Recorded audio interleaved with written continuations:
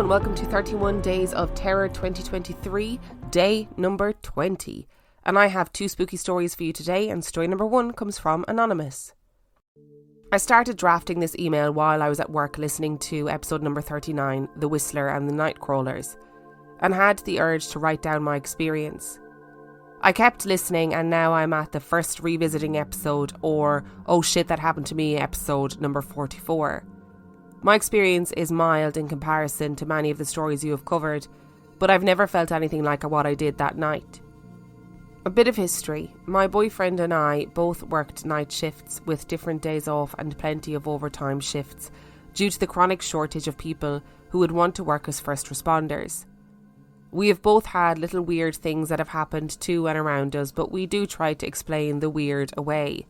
Most of the time we can debunk it.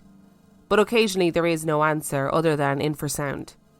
To set up this story, we live on the outskirts of a pretty quiet small town that at the time had nothing in it except a fertiliser company. Most of its residents are older or just keep to themselves. No one walks around at night, and especially not on our edge of town because there aren't any streetlights. Our closest neighbours are elderly and both had mobility issues, so they don't go walking around at night either. The back of the house, our main entrance, as that's where the carport is, faces a large cornfield and some sparse woods. The house sits several yards back from the roadway. We also always get a collection of leaves right next to the back door due to the way the wind blows. So when it is quiet, you can hear the crunching leaves when someone approaches the back door. About 6 years ago on an autumn weekday night, I know it was a weekday because I worked every weekend and could almost never get one off for several years. My boyfriend was working and I had just gone grocery shopping at the 24/7 store. I got home at around 2 a.m. and everything was normal as I unloaded my car. I put all the grocery bags on the floor of the mudroom right inside the back door of the house, as this is where our chest freezer was. Everything was quiet. The furnace wasn't on, the freezer wasn't cycling, there was no wind or bad weather, no cars driving by. I remember taking a breath and enjoying the absolute silence for a few moments, because all too often we are surrounded by different types of noises, particularly white noise. Cars driving by, the furnace or the AC turning on, the fridge cycling through, etc. This was one of those quiet moments where your ears almost ring with the lack of sound. After enjoying a bit of peace, I started unloading the frozen groceries. I had to rearrange some of the items in the chest freezer and was almost done when I heard a 2-note whistle. A high pitch that dropped into a low pitch without a breath. When I say I had a visceral reaction to this whistle, I mean immediately and simultaneously, my brain said, "Don't react, you didn't hear it," as the hair on my neck stood up and my blood ran cold and hot at the same time. So I listened to my gut and kept unloading the groceries. Then I heard it again, seconds after the first, the same 2 notes. The only thought in my head was don't react, don't acknowledge it, do not react. It sounded like it was right next to me. It did not sound like it was outside. It did not sound like it was further in the house. It was next to me in the mudroom. After the second whistle, I took note that everything had remained silent in and outside the house. I couldn't push it off as air moving through the furnace. Not a single house appliance kicked on, no cars had driven by, and who would be walking on the dark edge of town at 2 a.m. on a cold weekday night? Now I knew I wasn't just hearing things. I put down the groceries and, still acting as calmly as I could, I walked around the house with my firearm in a resting position and my phone in my hoodie pocket. Like I said, we were both in the law enforcement field and I was worried someone had broken in, even though I knew that the whistle couldn't have been that loud and clear unless it had been in that room with me. I walked slowly, purposefully, even though I wanted to run. I kept thinking, do not react, do not acknowledge it. There was nothing in the house. Everything was locked. There was nothing around the front of the house and I was too scared to open the back door, but looked through a window that faced the door and saw nothing.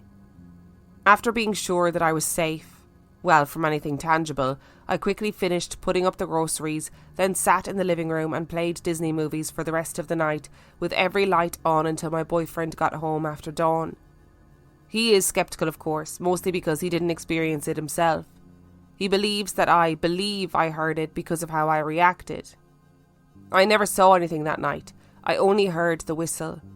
We lived in that house for 6 years and I am still awake at weird hours of the night because of work.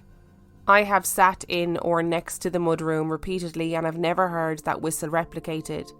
So I don't believe it was any house appliances or pipes. I haven't heard that unexplained whistle since that night. I have been anxious and even scared while on and off the job, but this was different. I didn't know that there was such a difference from being scared and being terrified. I was terrified. Every time I think about it, I still get goosebumps and an uneasy stomach. I was never a big whistler to begin with, but ever since then I've not whistled once. I've only told a handful of people and every time I have, they ask why I didn't run screaming. I don't know how to explain it to them, but it was completely driven by that inner voice. Like I said, this was fear on a visceral level, and I couldn't think other than do not react. My mind was blank. Once, years later, I believe it was around the COVID lockdowns, a co-worker and I were watching Supernatural, and one character whistled those 2 notes and I went cold. I couldn't finish the episode because the character kept whistling. It wasn't quite as strong of a reaction as the first time because I knew it was coming from the show, but it was enough that it made me sick to my stomach. As I heard, you are Supernatural fans. The episode was Don't Go Into the Woods, Season 14, Episode 16, and it is that initial 2-note whistle. They repeat it and add more to it later on, but those 2 particular notes nearly made me puke.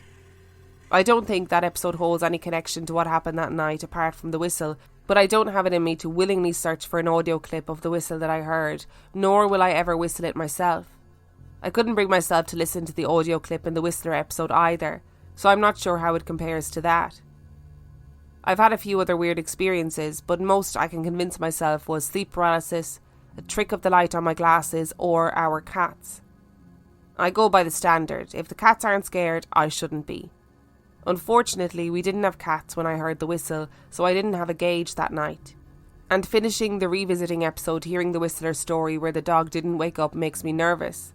Oh, we haven't had a Whistler story in quite a while. I did look up that episode of Supernatural that you were talking about, so Anonymous, if you are listening and you don't want to hear it, I suggest you stop listening for the next 30 seconds. The episode of Supernatural is season 14, episode 16, and the whistle goes something like this. That's the type of whistle that we're talking about. And I know that every time I talk about the Whistler or post about the Whistler, people email me and they're like, oh, it's this certain type of bird, which it might well be. I absolutely agree, it might well be this certain type of bird. However, that does not explain the accompanying feeling of dread and your brain going, don't respond, don't react, it just never happened. What is your brain trying to protect you from? What is that primal intuition about that whistling sound? And the story of the Whistler, the original story of the Whistler that I read out on the podcast, still terrifies me to this day. And that's not even something that I personally experienced. So Anonymous, I recognise that it must have been really scary for you at the time, especially for your intuition to kick in like that and go, oh my God, you are in fucking danger. And then when you hear it later, it must bring up some serious stuff for you. Some of that fear must come back. I don't know what to tell you. I've never quite figured out what the Whistler could be, what the intentions are, but whatever it was, your primal intuition was telling you that it was not good. Today's episode is brought to you by BetterHelp. Do you ever feel like your brain is getting in its own way, like you know what you should do, what's good for you, but you just can't do it? So, you know those conversations that you need to have with people that might be a little bit difficult, but they're very necessary and you just can't find the courage to do it? It might even be as simple as trying to fall asleep at night and your racing thoughts are keeping you awake. You just can't turn that brain off. Or it might be like the paralyzing fear of trying to make a big decision. The reality is that sometimes we can be our own worst enemies, and therapy helps you to figure out what it is that is holding you back. I've had moments where I've talked to my therapist about situations that have been going on with my family, situations that have been going on with my friends, and I cannot tell you how helpful it is to have somebody to talk through those situations with, no matter how big or small. And ultimately, I found that often talking through these particular situations can give me the clarity that I need to make a decision about what it is I need to do. And listen, if you're thinking about starting therapy, BetterHelp is entirely online. It's designed to be convenient, flexible, and to suit your schedule. You get matched with a therapist based on a brief questionnaire. And guess what? If you don't click with that person, you can switch therapists anytime for no additional charge. Visit betterhelp.com/reallifeghoststories today to get 10% off your first month. That's BetterHelp, HELP.com/reallifeghoststories. And story number 2 comes from Emily. I've always been interested in the supernatural. I'm definitely a believer, but take most ghostly things with a pinch of salt. When I was little, I used to freak myself out by watching horror movie clips on YouTube. Then I moved on to avidly watching ghost adventures as a teenager. By the time I got to university, I ended up specialising in the gothic. I couldn't get enough of it. That being said, I'd never really had a spooky experience myself. Or when I did, I really clung to it. As a child, I would often get what I can only describe as sleep hallucinations. Not paralysis, because I don't ever remember being frozen to the spot. I would wake up and see or hear things, like a tall shadow person at my door, my name being whispered above my ear, pots and pans being banged downstairs despite it being the middle of the night. I've started getting this again nearly 20 years later. The same character keeps appearing, a black entity with red eyes. It scares me as I lie on my side, and sometimes it whispers in my ear. This can probably be put down to multiple factors, such as having an overactive imagination, my brain being half asleep and playing tricks on me, and in later years, using my phone too much before bed. I mean, in one hallucination I saw Mac and Charlie from It's Always Sunny, so I know that was a weird dream thing. But part of me wants to believe in the other stuff. I've never quite felt comfortable in that room, anyway. Always like there's something else there. I always have to keep the light on until I literally can't keep my eyes open because I'm scared I'll see something that I shouldn't. Another room I've never felt comfortable in is the spare room in my grandparents' house. As children, my sister and I would occasionally stay there overnight if both parents were away working. Again, I'm taking my feelings of unease and foreboding with a pinch of salt, as I was young with an overactive imagination and in an unfamiliar room. However, my grandmother once told me a story that still freaks me out. Many years ago, my grandfather worked abroad quite a lot, so she was home alone with my dad and his siblings.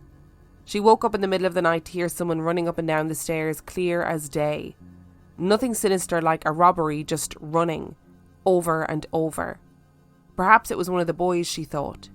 But something about this felt off. Eventually, she mustered up the courage to check on the kids and they were sound asleep. The weird thing is, she told me the story after I felt so uneasy in the spare bedroom, and the spare bedroom actually sits at the foot of those stairs. This brings me to the most recent and most concrete evidence I have for the supernatural. Cut to a few years ago when I was in my final year of uni, living in a classic terraced house with my friends. Strange things happened in that house. It was at that time that the sleep hallucinations started coming back. You could attribute that to poor mental health, but actually that year was the healthiest I'd been my whole uni career. One night I woke to see a white misty figure glide across my vision and towards the window. I literally screamed no and leaped out of bed to turn on the big light. Another night, 3 of my housemates and I, all on separate floors, woke up at exactly the same time, 3 a.m, the witching hour, right? And then on another night, my housemate frantically messaged the chat for us to go up to her room because her door handle and her desk were shaking. I sprinted up there armed with salt, eager to see a ghost. Sure enough, the desk was shaking by itself. There was no loud music playing to make it shake or anything. Despite being a massive fan of the supernatural, I teared up with fear and ended up throwing the salt down the stairs. I don't know what I was thinking either, which I then had to vacuum up. And then there were the things that kept going missing. We would drop things like pens only for them never to be seen again, even if we gutted the room. We used to joke that the house was taking them to the shadow realm. The worst one has got to be my little golden cat, which I got from the Chinese area of Epcot as a kid. I was clearing out my room, ready to move out. The plan was to pack up most of my stuff and give it to my mum, and then sort the rest later, as I was moving into a different part of the city once I'd left uni. I picked up the golden cat, thinking I would put it in the home pile and then put it on my bed. But then I thought it would be a nice addition to the new house, So I reached back to pick it up again, only it wasn't there. When I tell you I had a full-blown meltdown over this. I get really upset over missing items anyway, so to lose something meaningful to me, and to know that I would probably never see it again, was utterly devastating. It's been 2 years since I've moved out of that house and I've still never found it, despite emptying the old room and thoroughly unpacking all of my stuff. I don't know what was up with that house, but despite everything, I was actually really sad to leave it. I can't decide whether seeing Mac and Charlie from It's Always Sunny is the worst sleep hallucination that you could have or the best sleep hallucination you could have. I don't know which one it is. And again, that story of your grandmother hearing something running up and down the stairs over and over again really scares me. I think it's the repetitive, mindless nature of it. And I always imagine in my head something like a person completely blank-faced, just running up and down the stairs over and over again, running to the top of the stairs, stop, turn, run back down again. No expression, no nothing. Like in that film Get Out, when the people come like sprinting towards the guy, completely expressionless. That's what it reminds me of.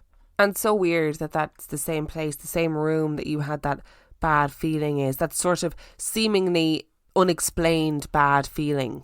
And that uni house sounds really sort of frustrating, I would say. I mean, you've got those, your sleep hallucinations, as you call them, came back, and then your housemate having their desk and their doorknob shaking. Like, that always feels to me like it's just a really strong energy type thing that is there. But the thing that I would find really difficult as well is the things going missing. The items that are important to you that get picked up and go missing, that would drive me absolutely bananas. Like, I would not be able to cope with it. That's the epitome of a haunting for me. That would be how you would send me to an early grave, is by taking my stuff and make it go missing. So if any ghosts are out there listening that want to enact revenge on me, I'll give you that one for free. That's how you do it. Thank you so much to Anonymous and Emily for sending in your stories. Remember, if you would like to send in your story, you can do so by emailing it to reallifeghoststoriespodcast@gmail.com. You could also check out the website reallifeghoststoriespodcast.com. And if you are desperate for some extra spooky content, you can subscribe to the Patreon. That is patreon.com/reallifeghoststories, where for $5 a month or $2 a month, you get access to heaps of extra content, as well as every single main and mini episode completely ad-free. And on that note, I shall see you tomorrow.